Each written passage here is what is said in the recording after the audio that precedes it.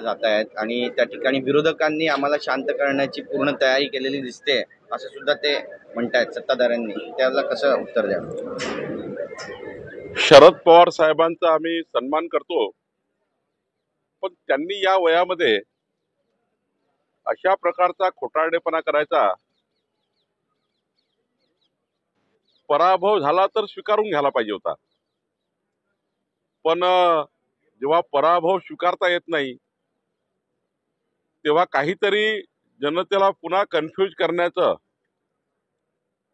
आणि कन्फ्यूज करून पुन्हा एकदा आपलं अपयश लपवण्याचं काम अशा प्रकारच्या कृत्यामधून करण्याचा प्रयत्न शरद पवार साहेब करतायत. विधानसभेमध्ये प्रचंड मोठा पराभव जनतेने नाकारलं आणि म्हणून आता येणाऱ्या स्थानिक स्वराज्य संस्थाच्या निवडणुकामध्ये पराभवाची भीती आणि मग यामधून जनतेला कन्फ्यूज करून आपल्या स्थानिक स्वराज्य संस्थेमध्ये पुन्हा आपली जमानत वाचवण्याकरता शरद पवार साहेब धडपड करतायत. आणि मार्कडवाडीमध्ये आलेले लोक कोण आहेत? पवार साहेबांचे कार्यकर्ते आहेत. जनता कुठे आहे? जनतेने तर विधानसभेला दाखवून दिलं की लोकसभेचा खोटारडेपणा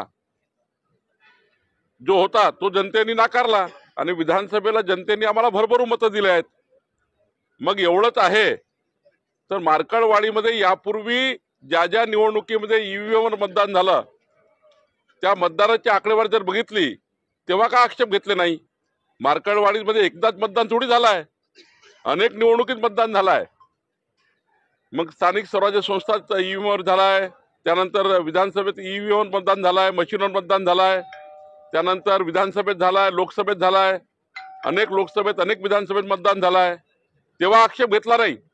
पण जाणून बुजून जाणीवपूर्वक या महाराष्ट्राला पुन्हा एकदा